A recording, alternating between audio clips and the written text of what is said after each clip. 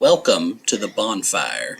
My name is Darkwing Carter. You can also call me Steven. I've been around here for a while, and just as always, I am your host of this show.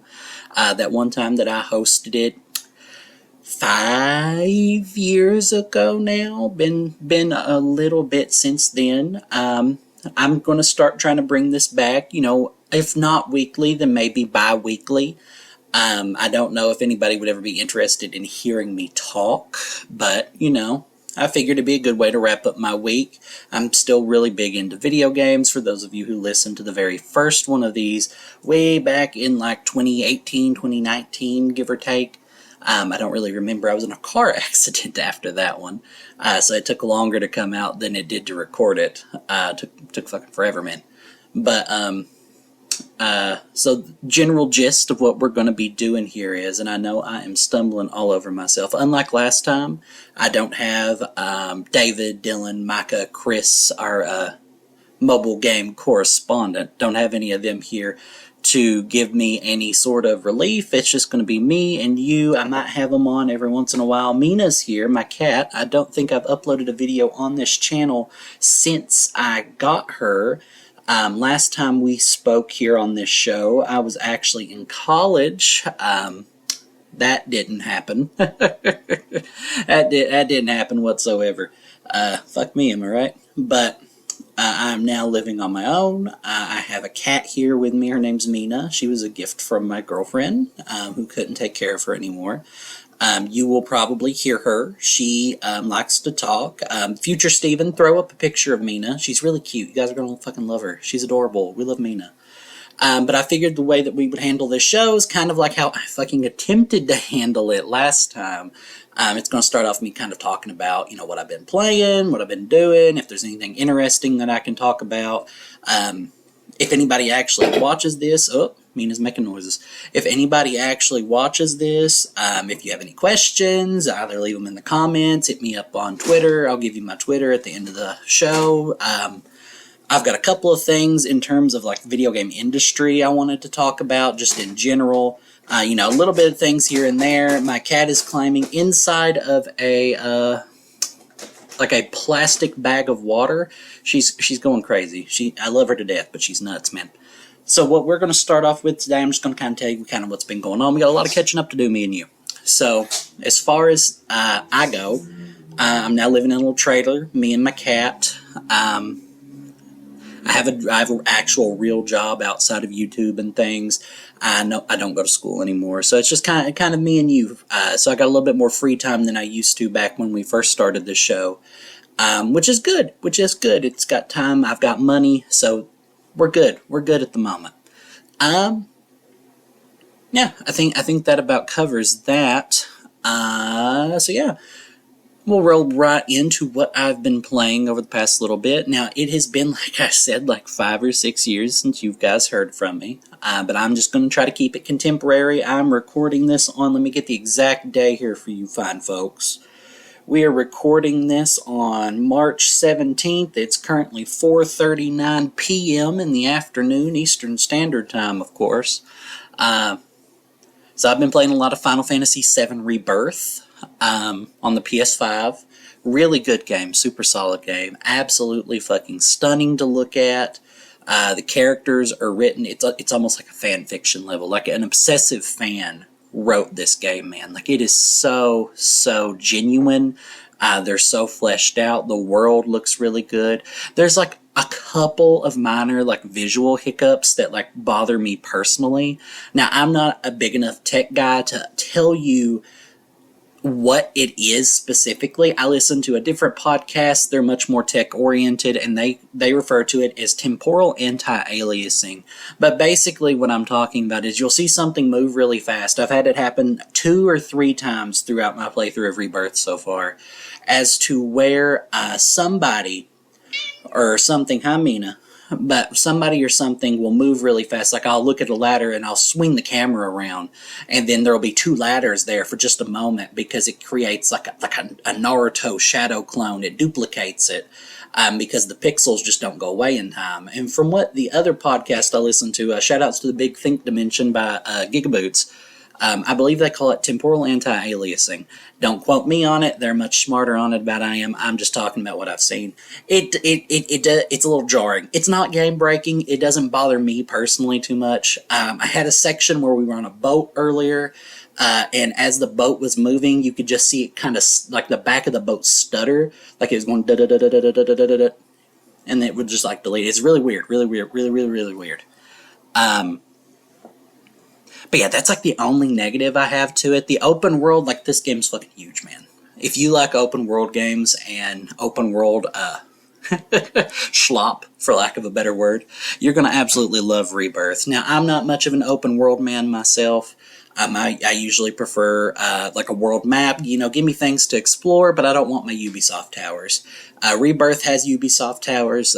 They're run by Chadley, who you may remember from Final Fantasy VII Remake from way back in 2020. But it's good. It's all good stuff. I've done slight spoilers for Final Fantasy VII Rebirth.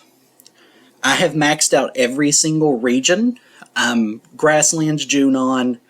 From what I can do for Mount Coral, because it locks you to some in Chapter 12. Gongaga, I've done all of them. I've done everything in Cosmo Canyon. I've done everything in Nibelheim. I'm at Chapter 12. I'm getting ready for the Gold Saucer date. Absolutely great. I'm loving it. It's a generational game. Like, it took everything that made Remake really good and just blew it out of the water. So if you're interested in it, if you enjoyed Remake, go ahead, pick it up. Absolutely wonderful game. I've also been playing Unicorn Overlord, and we'll cover that in news as well. But that was a game a few people were worried about being good. The pre-launch coverage really turned a lot of people around on it. It is Vanillaware's latest game, published by Atlas and Sega. Absolutely stunning as always. Vanillaware always looks absolutely immaculate. Such great folks over there. As far as it goes, it's a strategy RPG, real-time strategy RPG. I think Fire Emblem mixed with...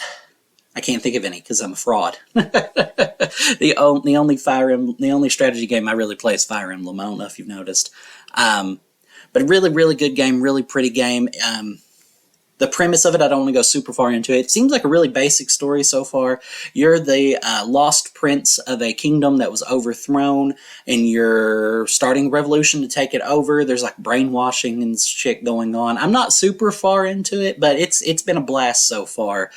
David, who you would remember from episode 0, as I'm going to dub it, is having a great time. I think he's like 12 hours into it. The game's only been officially out for like 3 days. It's really good, man. So good. But I just bought it last night. He's already cooking. Absolutely wonderful game.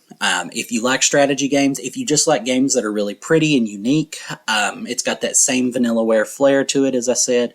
Go ahead and pick it up. It feels really good. The voice acting's really good. It's not just like a normal, like a Fire Emblem like. I'm trying to think, because the only Fire Emblems that are coming to my mind are like the more recent ones, where you have, how do I explain it? Like Fire Emblem Three Houses or Fire Emblem Engage, where you have the fight dimension, or a fight world map, and then you have a home base. So, Garreg Mach Monastery, and then, depending on the route, things change from there. In Three Houses, and then in Fire Emblem Engage, you have, I can't remember because I didn't beat Engage. It's the monastery for Alir, and her family. But you don't have that in this game. You have an actual world map. So you have like these sub-stories and the main stories scattered around this big, like, think Final Fantasy VI, Final Fantasy IX, 7, you know what I'm talking about. That kind of world map, but pixelated, where you kind of walk around and you could talk to people, you can make deliveries with pick-upables on the map. It's really, really nice, really, really good. But yeah, it's super nice. If you have any sort of love for that kind of game whatsoever, go ahead and pick it up. It's got a lot of Ogre Battle mixed in with it. It's kind of like Ogre Battle and Final Fantasy had a child. It's absolutely wonderful time. Let me see. Am I missing anything else whatsoever? I'm going to take me a swig of water. Be one moment.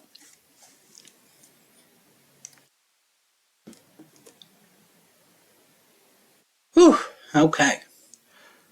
Let me see. I don't think there's anything else I really need to cover as of this moment. Yeah, I think we're good. I think we're good there. So I do believe I don't have any other games I can really talk about. I'm just looking at my PlayStation right now.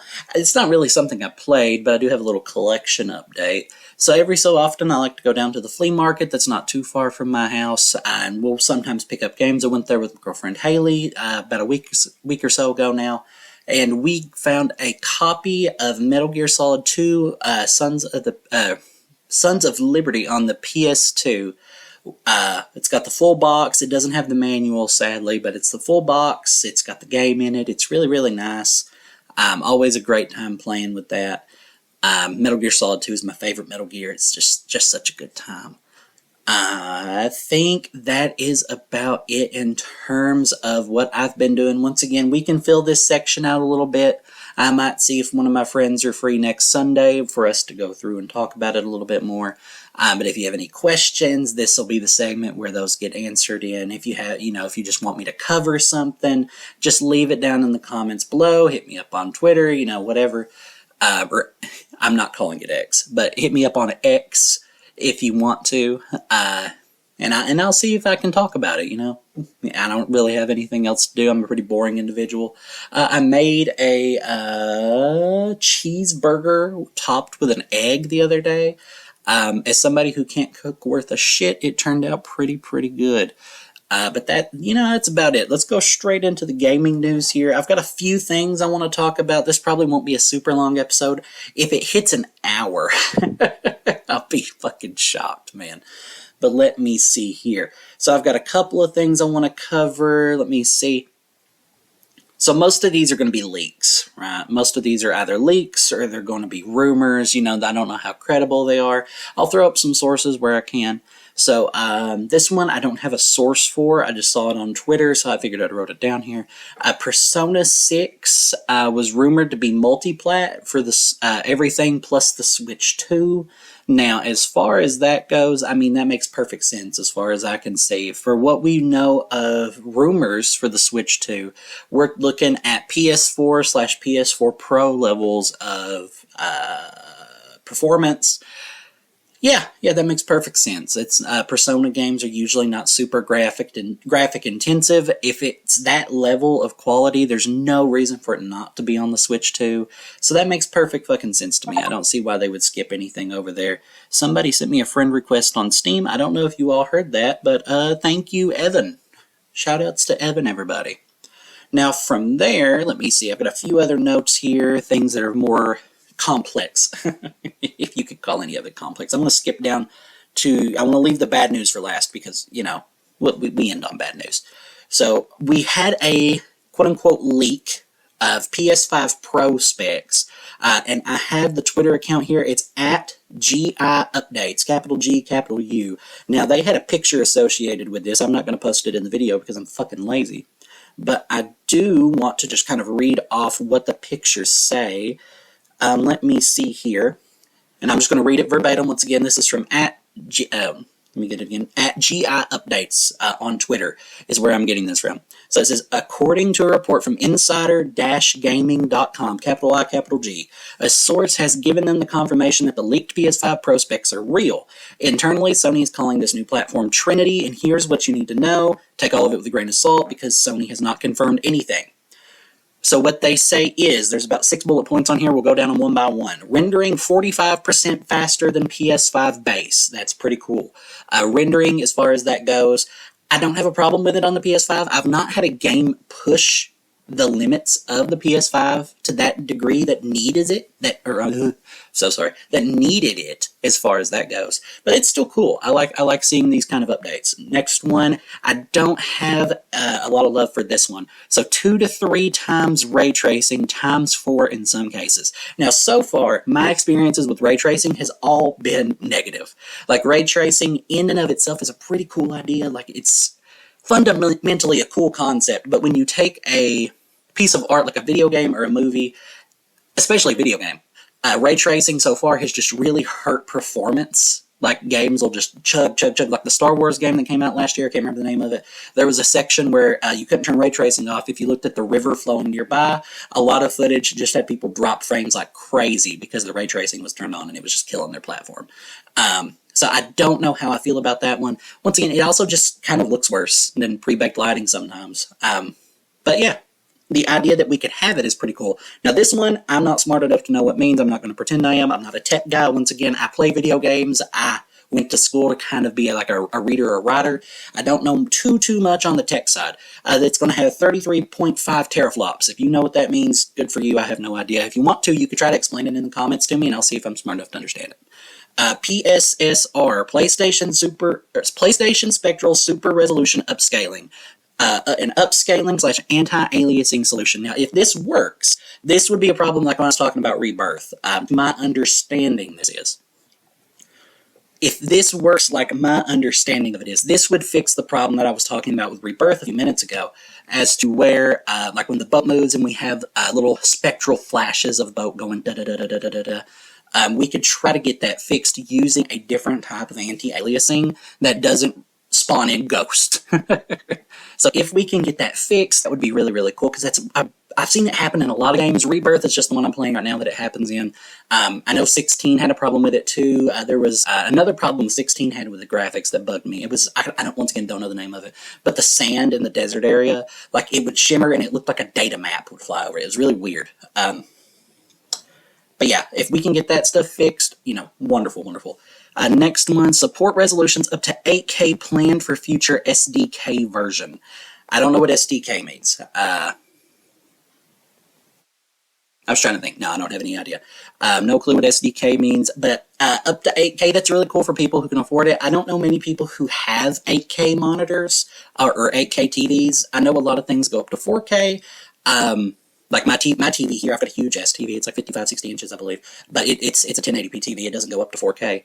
So I personally don't know a lot of people that have it. It looks like the PS4 Pro, and this is perfectly fine. It's considered a pro platform. It's really targeting those high-end gamers, those people who are going to be playing on 8K super FPS boosted monitors, which is really, it's good for them. Great for them.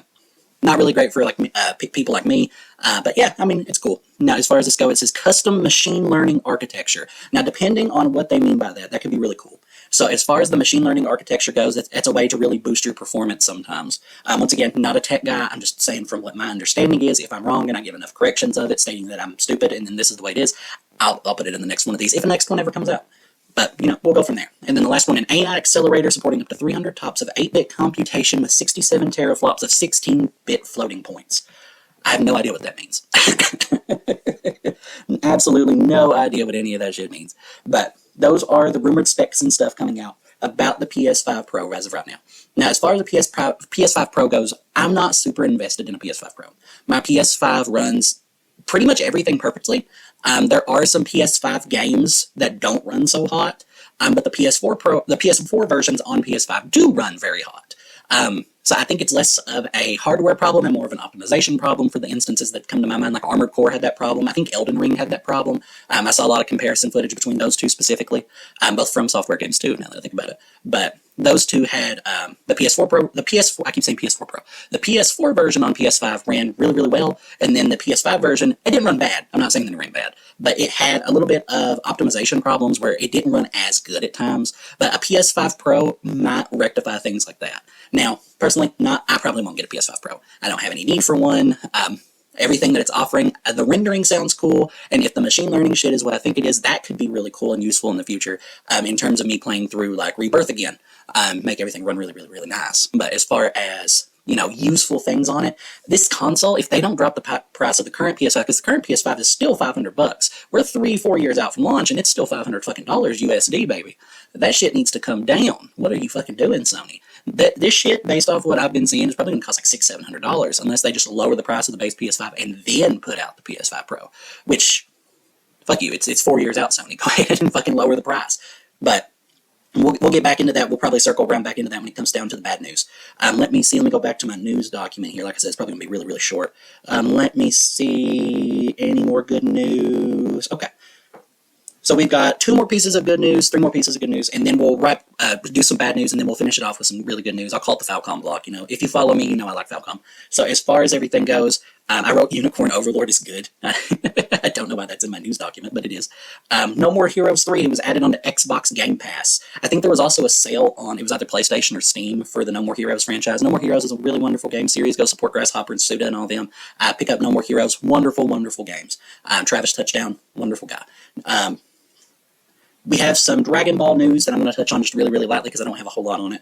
Dragon Ball Sparking Zero had some V-Jump pages covering it, and they showed off some characters. I don't have the full list of characters showed off because they didn't drop like a list of confirmed characters. These are just characters I saw while looking at it. I wrote down 3 of them here. It confirms Broly. When I looked at it, it looked like DBZ Broly, not Dragon Ball Super Broly, but I couldn't be 100% certain.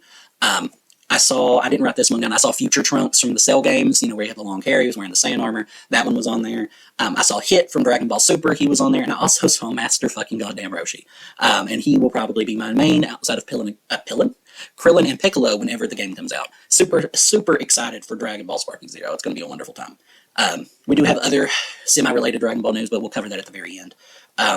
Last little bit of good news, Dragon's Dogma and Rise of the Ronin are coming out next week. I probably will not buy Dragon's Dogma 2 right off bat. I've heard it's got some performance problems. It's got some things here and there that I just don't want to, you know, I don't want to fork up $70. Most games that I've paid $70 for, I don't think are worth $70. Yakuza 8, or Like a Dragon 8 Infinite Wealth, that was worth $70 because that was like 5 video games in one. It was absolutely wonderful. And Final Fantasy VII Rebirth is also incredibly content heavy and it looks immaculate. So I would say it's also worth $70. Persona 3 Reload, the other game I paid $70 for this year, it was not worth $70. I love Persona 3 Reload. Persona 3 is my favorite Persona game. It wasn't worth $70, Atlas. I full-heartedly disagree. I don't like the $70 price point for a lot of things. And we're actually going to touch on things like that lightly in the bad news. Now, before I talk about the AAA gaming industry and kind of what's been going on, in case you just randomly found me and have no idea about what's going on in the gaming industry, I do just want to touch on what Nintendo did recently. So Nintendo, a week or 2 ago now, sued the developer of Yuzu, which was a Nintendo Switch emulator, and Citra, the Nintendo 3DS emulator. And they basically took both of them down, and they issued out a really wimpy statement, probably due to Nintendo's demands, stating that they are... that piracy is bad, you know, yada, yada, yada, yada, yada. Clearly, this is just a move because the Switch 2 is getting ready to come out, and they don't want any of those big bucks launch day sales from the Switch 2 being eaten up by any potential Switch 2 emulators, in case the developers of Yuzu could just upport that. I don't believe that that's possible. Once again, not a tech guy, but that's been the only thing that I've heard about it, because the Switch is at the end of its life cycle. What the fuck is the point of coming after the Switch emulator now? Like, there's no point. It's just evil. Now, there has already, and I'm going to read this directly. This is by, I've got her name here, and I'll try to put the link to this in the description if I can remember. This is a GameSpot article by Catherine Lewis on March 12th. So after Yuzu went down, about a week and a half later, they already came back up under a different name called Suyu, and they said that they're not going to... I just said it out loud and I understand the name. It's Suyu. Fuck. Jesus. But as far as that goes, they said that they don't believe that Suyu will come under the same fire that Yuzu did. And I'll read it to you directly. This is verbatim from Catherine's article. Speaking to Ars Technica, one of the emulator's contributors reveals that Suyu won't be monetized if you... side note, I'm breaking my fucking rule here already. Yuzu and Citra did have a Patreon. It did have a Patreon with guides and shit on it. Based off what we know with Gleam and Sony from way back when, that shouldn't have been any sort of grounds for them to sue Yuzu on.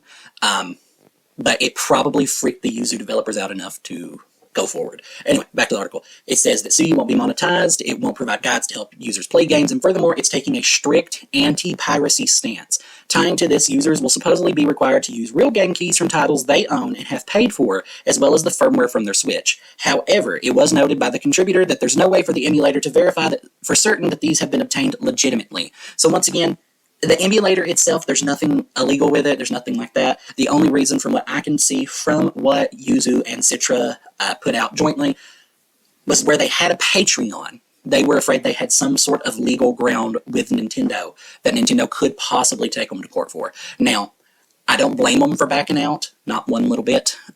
Nintendo has been known to sue people into oblivion. There was that one guy who distributed like a ROM like a decade and a half ago maybe now, and then he's had his wages garnished for the rest of his life because they sued him for so much money. Like it's absolutely ridiculous. So I don't blame them one bit for being scared. Now, from what I'm looking at here, once again, as far as this goes, this is from a GameSpot article by Miss Catherine Lewis. I don't know what her pronouns are. They weren't listed in the article, but Miss Catherine Lewis is what I will call her. As far as this goes, yeah, it really sucks. I do want to touch on the Citra one for just a quick second. Now, as far as piracy and shit like that goes, normally if the game is available in your area, and we're going to keep it strictly video games for the moment, and I'm going to tell you my personal stance on it.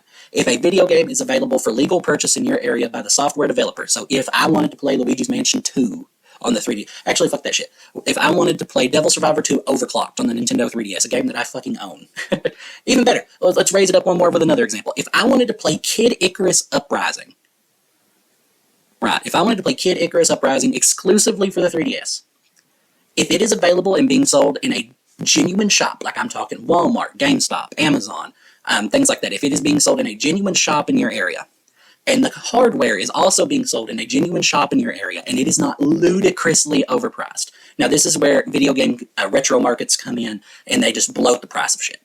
I'm not going to pay a collector $150 to play fucking Kid Icarus Uprising on 3DS, because there's no fucking point to it. My money is going to go to some fucking fat dude in sweatpants who's never took a shower, instead of the people who actually made the game. Any sales after the games are delisted do not support future development projects by that team or the people behind that project. It's going to go to fucking Billy Bob down at the 7-Eleven, and that market's awful. I don't want to go into that market. I don't want to talk about that market, but that's why I won't do that. Now, I will buy games from like the PS2 and things like that. I don't buy them at a super marked up price unless I'm dying to own them physically. If I can run an emulator of a game that's no longer for sale from the official publisher or developer, I'm going to emulate it. And I'm going to tell a quick story about that. So as far as that goes, a lot of emulation is how games kind of took off over here. It's also said piracy for anime is also a really big thing. Anime would be nowhere near as popular as it is over here if piracy didn't happen with that particular industry. And over here, I'm American. But as far as that goes, if I can purchase a video game and it go to the publisher or developer that owns the rights to that game, I say go ahead and do it. Because you're going to get more games, it's going to support the livelihood of the people making the games, everything like that. When I was like, God, how old was I? When I was like 8 years old. No, I was probably older than that. They had discontinued the PlayStation Portable. And I don't have any retro stores around here near me, or at least I didn't at the time. There's like one now, but I don't think they would have helped. But I needed to own a PlayStation Portable because I wanted to play The Legend of Heroes Trails in the Sky. And there was nothing around here. None of my friends who still live around me at that time had a PlayStation Portable.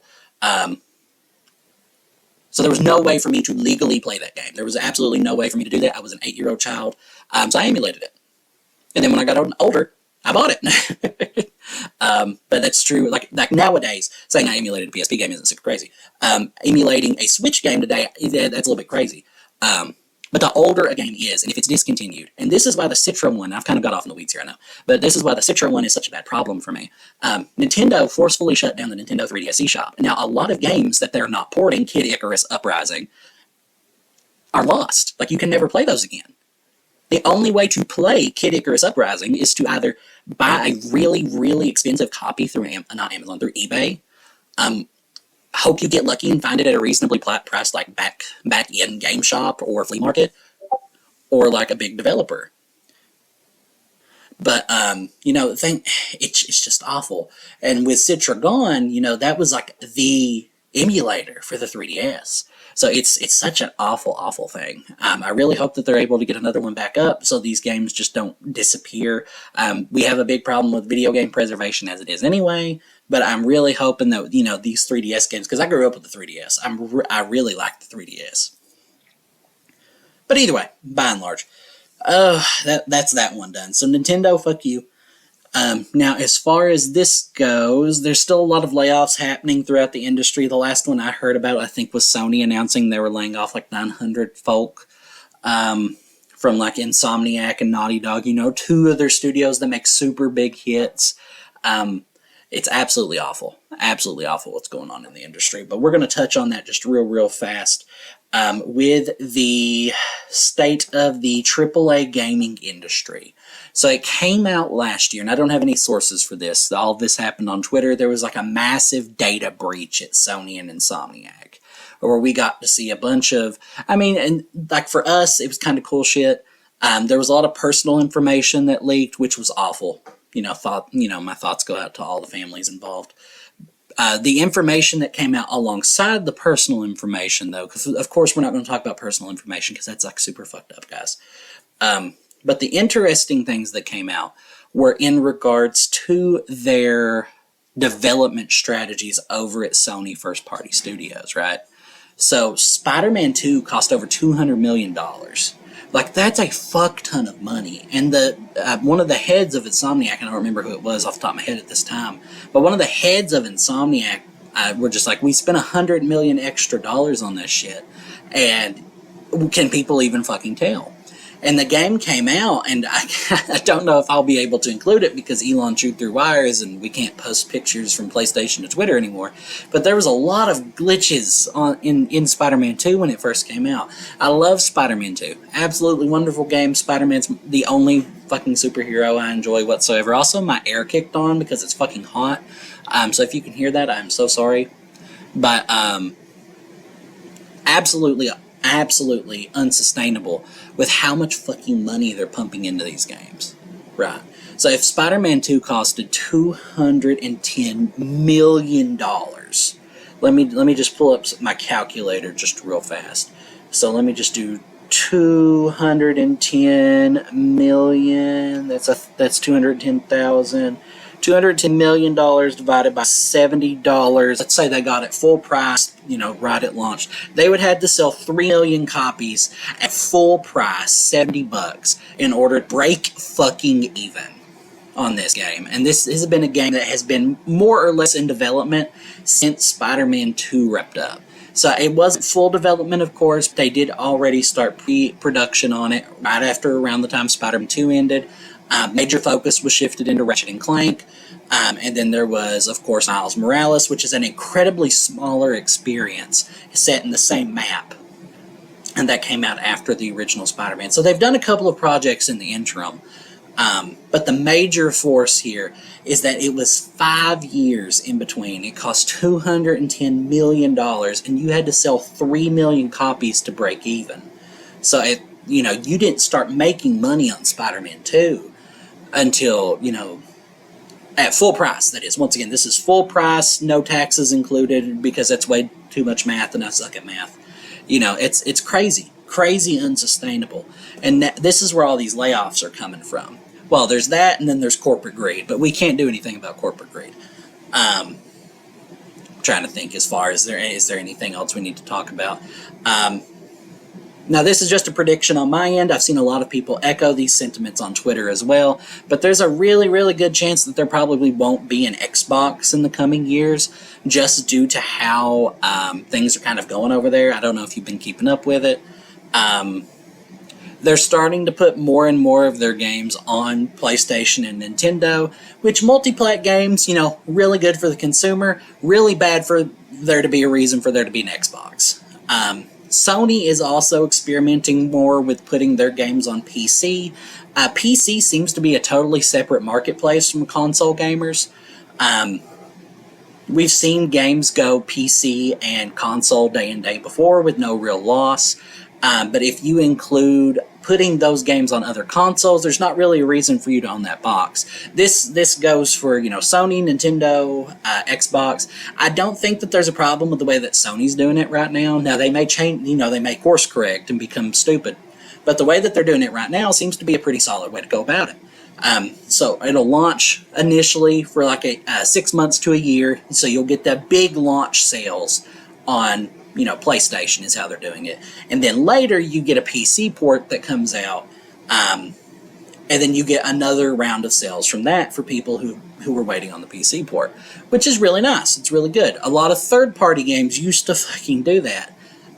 Square Enix used to do limited availability for consoles. No More Heroes 3 was like that. It launched primarily on the Switch and then came out on PlayStation and PC and Xbox later.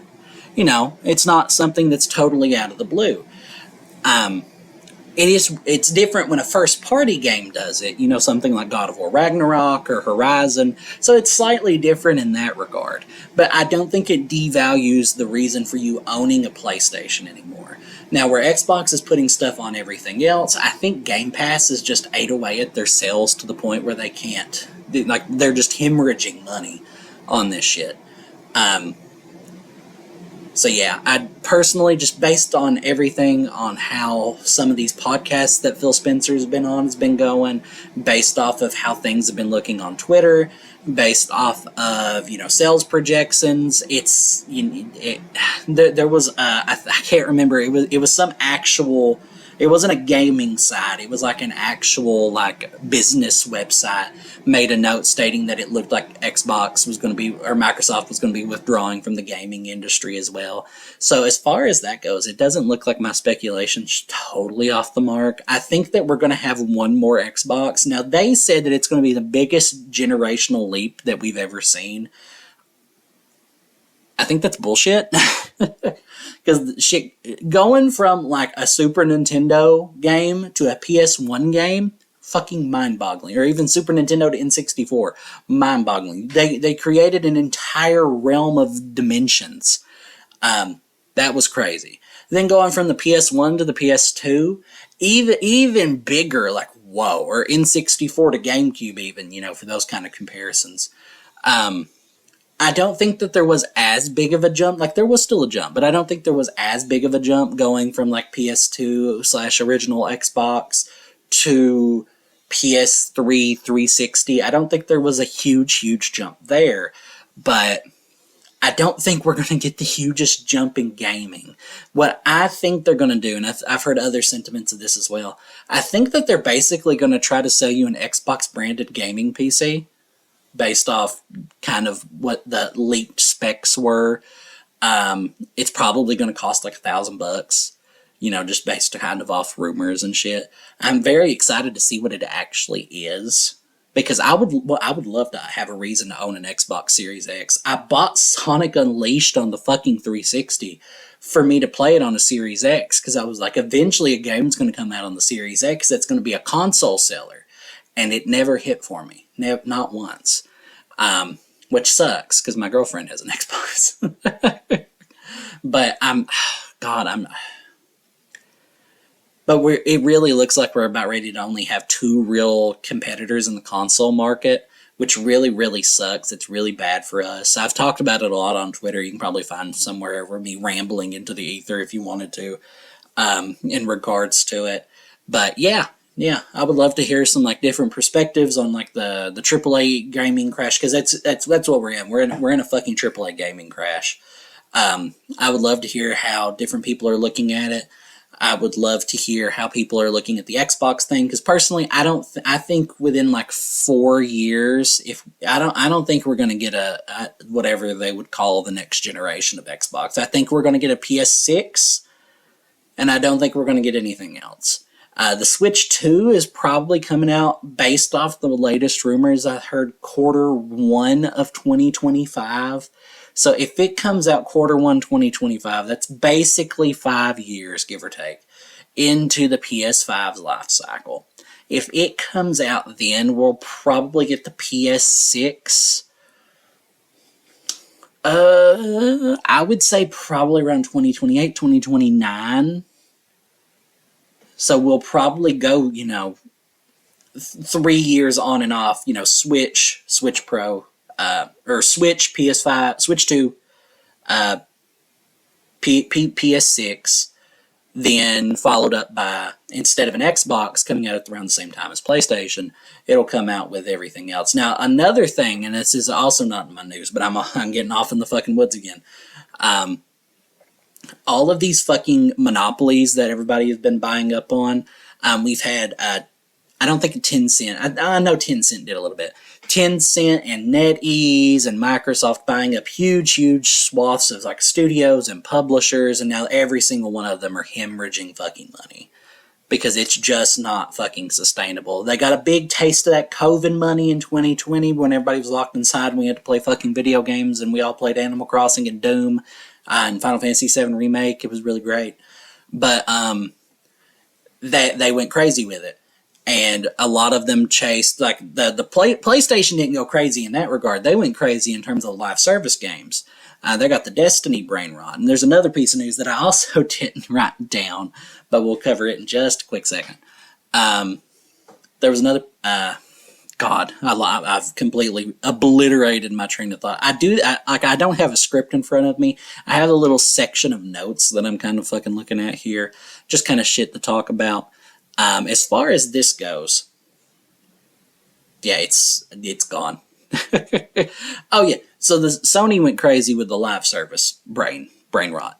Like Destiny 2. Just like we want to generate infinite money. We want to make one game and then just kind of update it every so often to make infinite money, like Destiny 2 and Fortnite. And then turns out Destiny 2 hasn't been making money in a little bit. Oops. But they want that infinite money glitch. And Jim Ryan, who used to be head of PlayStation Studios, who's recently stepped down. Thank God. Greenlit like 12 of those fuckers, and then like 6 of them now have been canceled.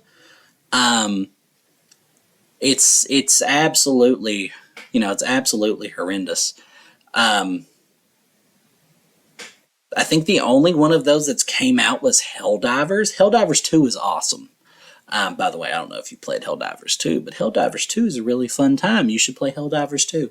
But they canceled like the Twisted Metal game that was supposed to be coming out that was live service. They canceled. There was one about dragons, I think. And anything that was these live service games, they've canceled because it's an unsustainable practice at this point. We're not going to be making that infinite money. People are sick and fucking tired of all these subscription services. They don't want to log on and grind. These single player games that Sony is known for that makes a lot of money, they're, according to them, they're pivoting back to them. I'm going to take another drink of water because I've been talking for like 40 minutes, only had one drink. Be one moment. Whew. Okay. I'll try to cut that out for you.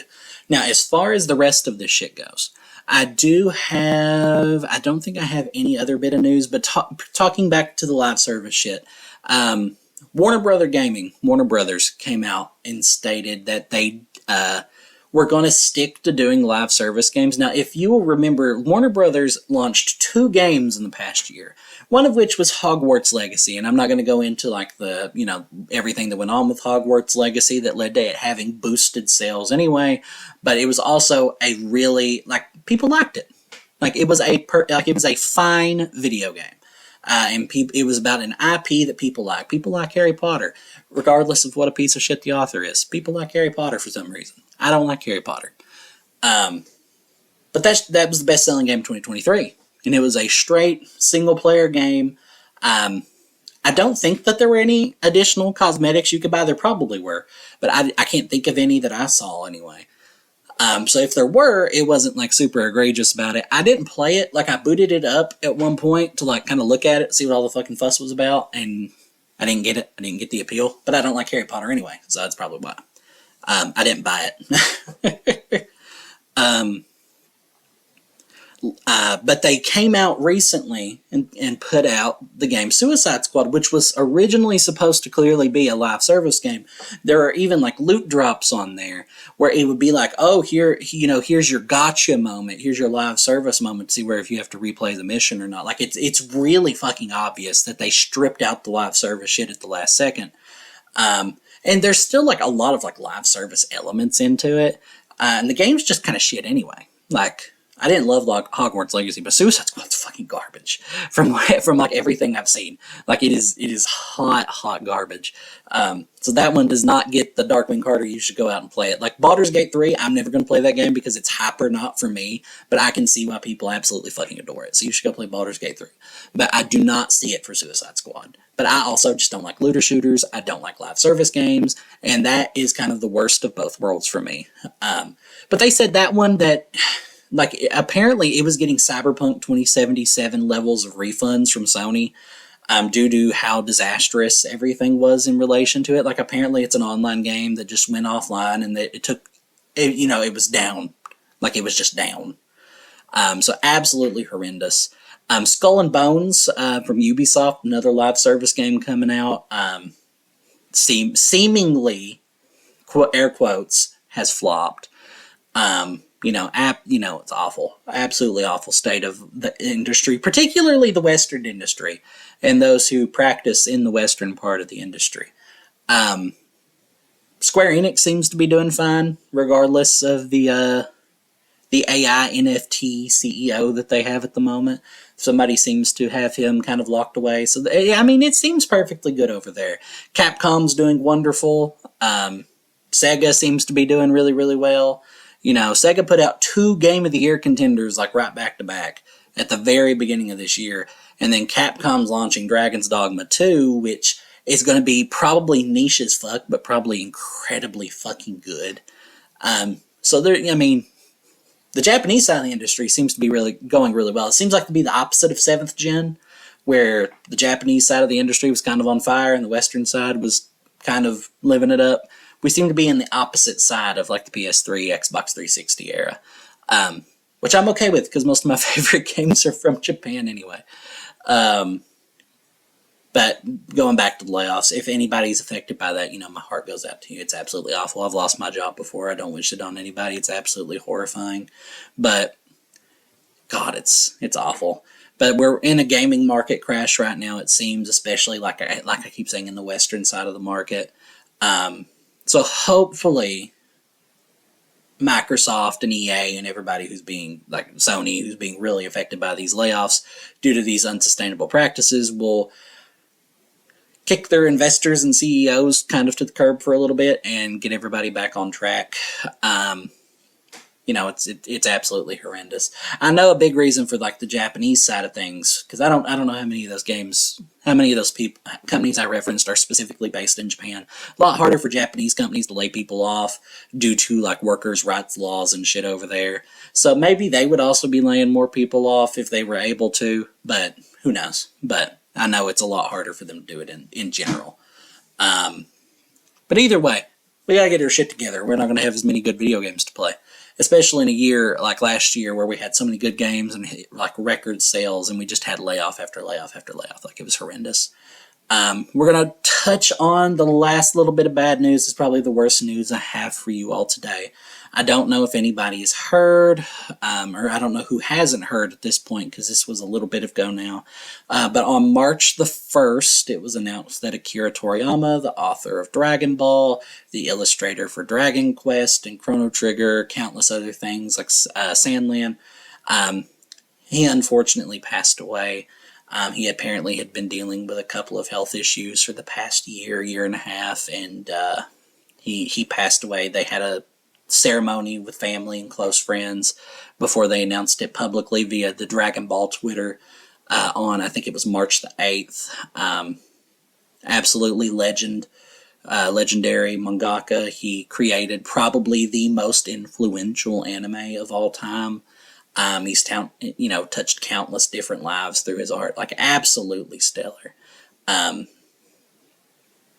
just seeing the mass outpouring of love for him and his work over the years was, like my girlfriend was staying with me, and I cried like 2 or 3 times on her because of just what I was seeing on Twitter.